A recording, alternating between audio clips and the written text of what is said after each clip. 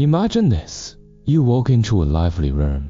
Someone is cracking jokes. Someone's hogging the mic. Someone's constantly trying to prove they exist. The air is full of look at me. Look at me.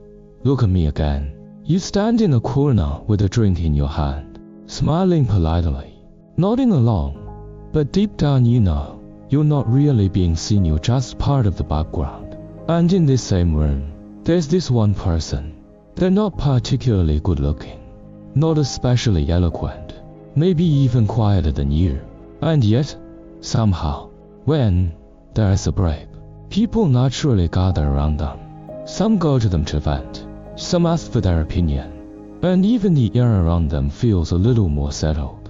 You don't hear them saying anything earth-shattering, but you can vaguely feel, when they're there, the whole room becomes a bit more grounded. You can't help thinking, a little sourly, why them? I'm not worse than they are. You've watched styling tutorials, studied conversation skills, memorized social scripts. You deliberately push yourself to talk more, smile more, take more initiative. Yet reality often pays you back with conversations that turn awkward. The harder you try, the more invisible you feel. And sometimes people even find you a bit much, or a bit too eager to please. Why is it that some people do almost nothing, and others just naturally gravitate toward them? Well, you work so hard on your image, yet constantly feel like you're acting out the role of a charming person. You start to wonder, maybe this thing called charm only belongs to that tiny group of people who are born with a glow. Maybe because you're not outgoing enough, not funny enough, not attractive enough. You're just destined to be that person who is always fine, but never memorable. Maybe what people call aura or presence can't be trained at all. It's either written in your fate, or you'll always be short of it. And yet, something about that doesn't feel quite right. You've also met people who don't seem amazing at first, but the more time you spend with them, the harder they are to let go of. You've met those who don't look stunning in photos, but in person, you just want to be near them. They have a quality that's hard to name. It's not dazzling, but steady. It doesn't grab your attention. It makes you feel less tense about yourself when you're with them. It's as if, when they sit there, you suddenly no longer need to perform a version of yourself. So a more painful question slowly surfaces. What is it that truly makes a person quietly magnetic? Is it looks, money, emotional intelligence, or something completely different? All this effort you're putting into being more interesting and better at talking, could it be that you're actually moving further away from the real source of charm? Jung once said, what truly attracts people is never the mask someone wears, but the degree to which they are reconciled with themselves. The problem is, are your current efforts polishing a mask, or slowly hollowing yourself out? What if charm doesn't mean getting more people to like you, but whether you're willing to sit with yourself first? If that's true, then all the tricks you've been using might be effort spent in the wrong direction. Next, we're going to unpack a possibility that's a bit cruel, but deeply liberating. Maybe the real reason you feel you lack charm has never been that you're not likable enough, but that you've never learned how to quietly stand on your own side, without putting on a performance. If we take charm and cut it open a little, you'll realize your confusion about it really started in adulthood. From a very young age, you were taught one thing, either be likable or be unnecessary. You cried and were told, no one likes someone as petty. You were quiet and were warned, if you stay this withdrawn, you'll suffer later. You had your own opinions and were scolded. Don't be so opinionated. It is annoying. So very early on, you learned a survival formula. Being my real self is unsafe. Being what others like is safe. Jung said that the real tragedy of a person's life is not how many masks they wear, but that they eventually can't tell which face is truly theirs. Right now, your chase after charm is, at its core, very often a chase after a mask that everyone agrees looks good. Outgoing, funny, good at small talk, never offending anyone, always available, forever high energy. The cruel thing about charm is this: the more desperately you want to be seen, the more instinctively people want to pull away. Why? Because the human brain is extremely sensitive. You think people are just listening to what you say, but subconsciously they're scanning. Are you at war with yourself? Are your words and your real feelings two different things? Are you coming toward me because you truly see me, or because you're anxious to prove yourself? Nietzsche said, people are more easily persuaded by an emotion than by a viewpoint. What truly makes others feel at ease, safe, and willing to come closer is never how impressive your words are, or how good you are at chatting, but that overall vibe you give off that isn't so rushed, isn't he so panicked, and isn't so desperate to prove anything. Yet in reality, the starting point for most people's charm training is exactly the opposite. You begin from I'm not good enough, the way I am now, no one will like me, and then you keep layering things on top of that. Outfits, scripts, facial management, social timing all added from the outside in. The more you believe I'm fundamentally not worthy of being liked, the more you overexert yourself in front of others. Smile a bit more, agree a bit more, self-deprecate a bit more, perform a bit more, and all these a bit more as eventually blend, in other people's eyes, into a hard-to-name feeling, instability. Kierkegaard said that one form of despair is the unwillingness to be oneself. When you're unwilling and also afraid to simply be yourself, your whole being emits a strange tension.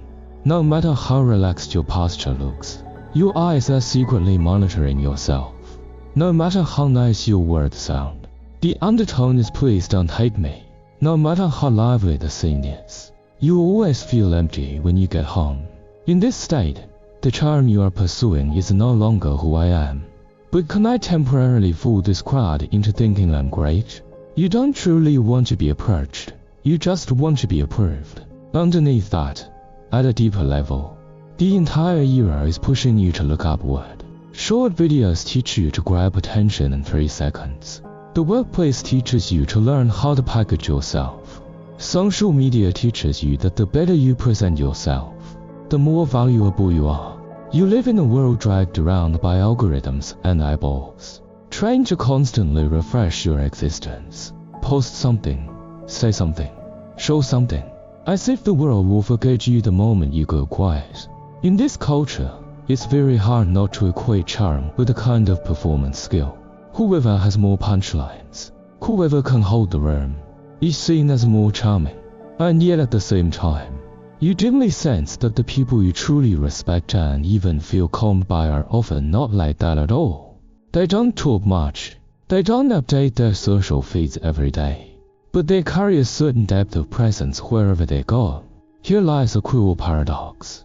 The more you focus all your attention on how others see me, the harder it is to grow the kind of charm that comes from I can stand on my own feet, because you've turned yourself into an object to be constantly graded, compared, and filtered.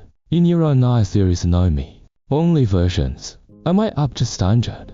Am I likable enough? Do I meet expectations? When you see yourself this way, other people will instinctively follow your lead in how they use you. You're silently teaching them, I'm someone who needs validation in order to exist. The most ironic part is that all of this often happens unconsciously. You think you're just trying to become better looking, more interesting, better at talking, but at a deeper level, you're step by step mortgaging your sense of existence into other people's gaze. The truly frightening thing is not that you don't have enough charm right now, but that you're trying to fill the gap with a method that will only make you emptier and more exhausted. In the end, even if you do become that person everyone in the room knows, it will be hard to tell. Do they like you? Or do they like the version of you that you're desperately serving them? And when an entire generation is trying to understand charm in this way, what kind of society are we creating? That's what we're going to unpack next. When you spend your whole life learning how to be liked, what exactly are you slowly losing along the way? The truly frightening part is that the cost of all this doesn't crash down on your wallet once it slowly seeps into the structure of your life. By the time you notice, you can no longer tell, were these choices really made by you, or were you just pushed into them? When you live for a long time in the mode of I have to be liked, and I have to seem charming, your brain quietly completes a shift. It starts treating the me in other people's eyes as the real me. In psychology, there's a concept called self-objectification. You stop seeing yourself as a person with feelings, boundaries, and an inner world, and start seeing yourself as an object that is constantly being watched, rated, and compared. You walk into a room, and your first reaction is no longer, how do I feel being here? But am I performing well enough? What do they think of me? You think you're observing the environment, but what you're really staring at is a self-monitoring camera you've hung in midair above yourself. Over time, your relationship with yourself undergoes a subtle but deadly distortion. You gradually lose the habit of asking, do I like this? Does this fit me? And only ask, do I look good enough? Will people be disappointed? It becomes harder and harder to tell whether a choice is something you genuinely want, or something you think looks cooler or sounds impressive. You get used to relying on other people's reactions to confirm whether you even exist. The moment no one responds, praises, or notices you, you drop straight into a near nihilistic emptiness as if someone just hit the power off button on your whole being. Your relationships quietly change under this pattern too. At first, people might be drawn to the charm you work so hard to create. You're good at talking, joking, packaging yourself. You seem easy to be around. But once things move into deeper interaction, your anxiety gradually starts to show. You begin to overinterpret every sentence, overcare about every facial expression. If the other person is even a little colder than usual, you immediately fall into the black hole of what's wrong with me. You find it hard to truly listen calmly. Instead, your mind is constantly calculating. If I say this, will I seem more interesting? Am I being too boring? In the long run, relationships built like this share one trait: lively on the surface, fragile underneath. Because from the very beginning, the relationship is built on me trying hard to be a version of myself that pleases you. When you're exhausted and don't want to perform as much, the other person may feel you've changed. When they want to go deeper and see your real vulnerability and messiness, you instinctively pull back. You're afraid that the moment you're no longer good looking enough, they'll enslave. The result is, it's very hard for you to truly believe you can be seen and still be liked. Every bit of affection you receive feels like a loan that could be withdrawn at any time. Even more hidden is how your freedom of choice slowly gets chipped away. Someone who's always focused on how others see me well, at key moments, struggle to make decisions that are genuinely good for themselves. You get stuck at subtle turning points. Changing jobs becomes not does this suit me, but will people think I'm unstable? Setting boundaries becomes not do I need this, but will everyone think I'm difficult? Ending a relationship that is draining you becomes not is this still worth it, but will I become the bad guy in the story? You repeatedly push your real needs to the back of the line, just to maintain an image of me looking good.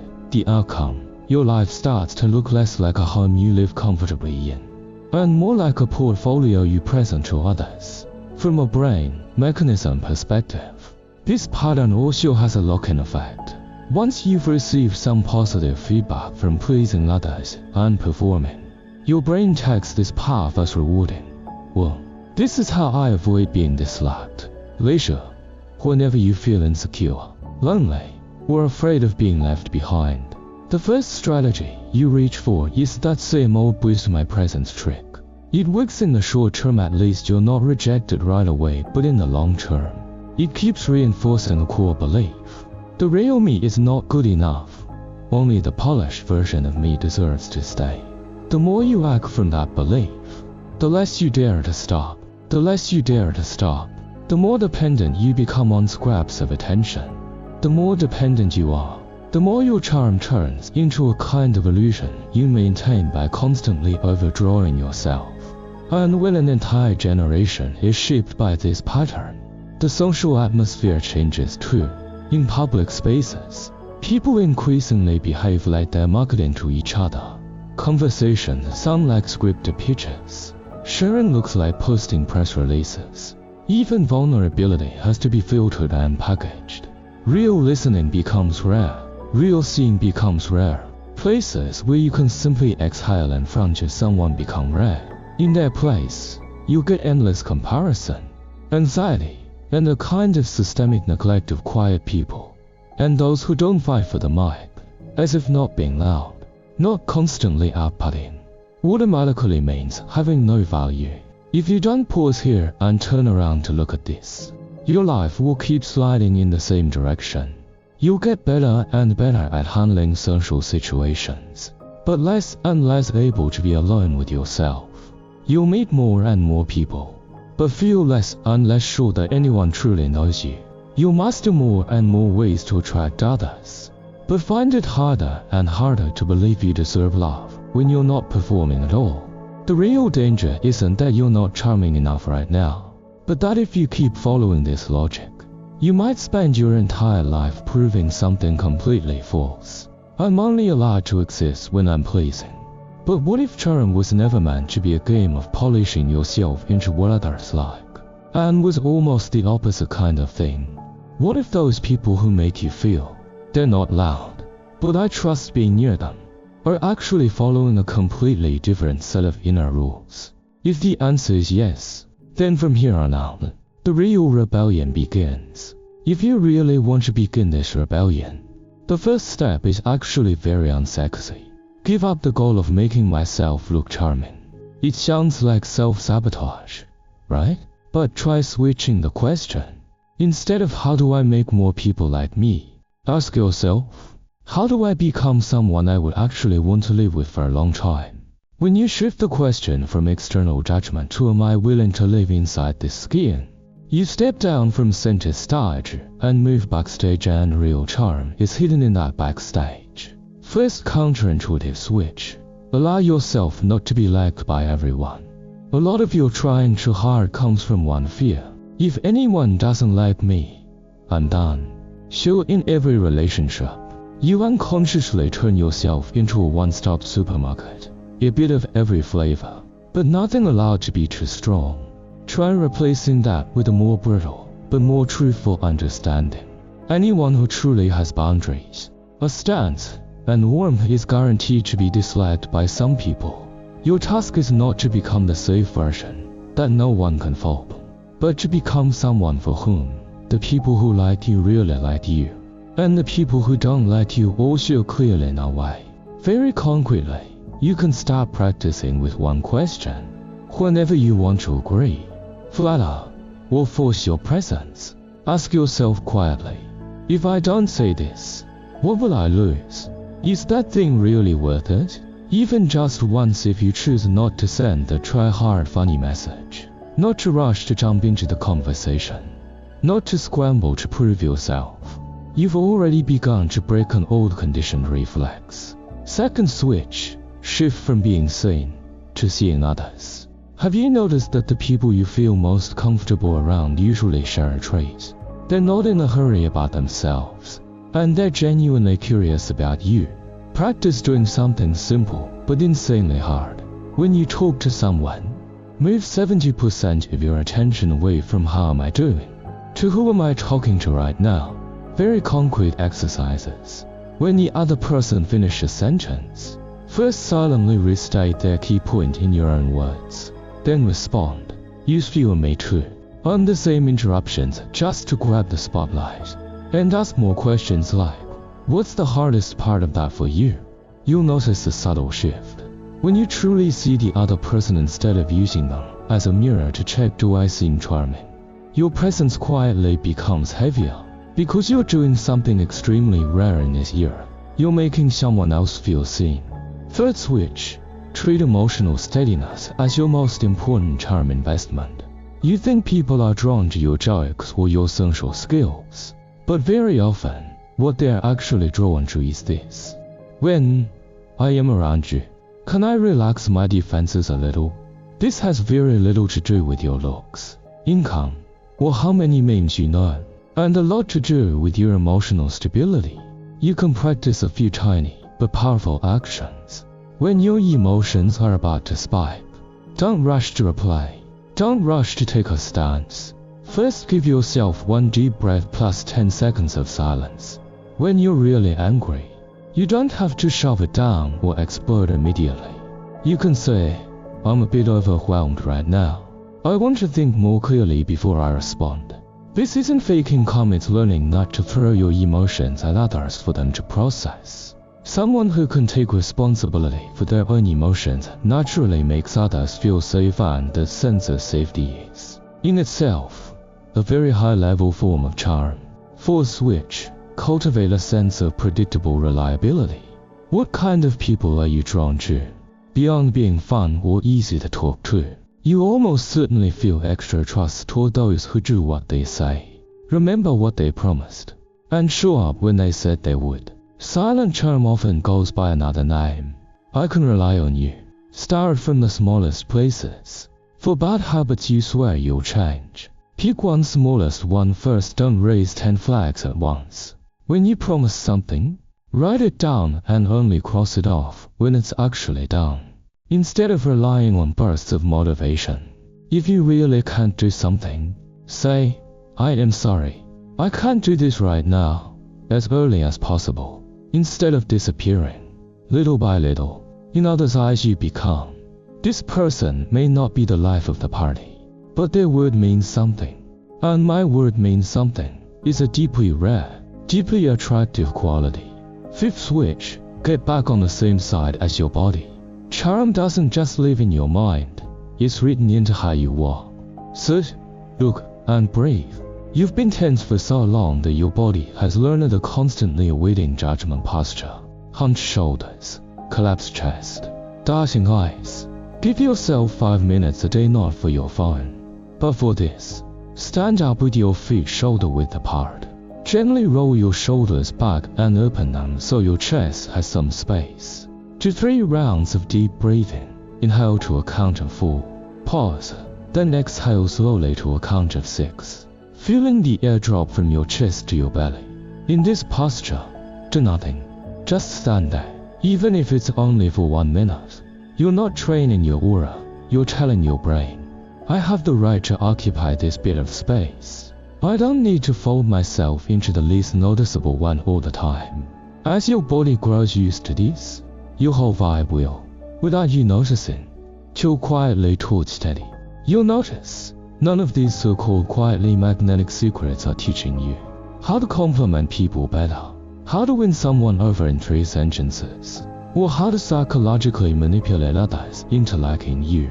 On the contrary, they're all doing something slow and unflashy, pulling you, bit by bit, away from I am a performer constantly being judged, and back toward I am someone who can actually be with myself.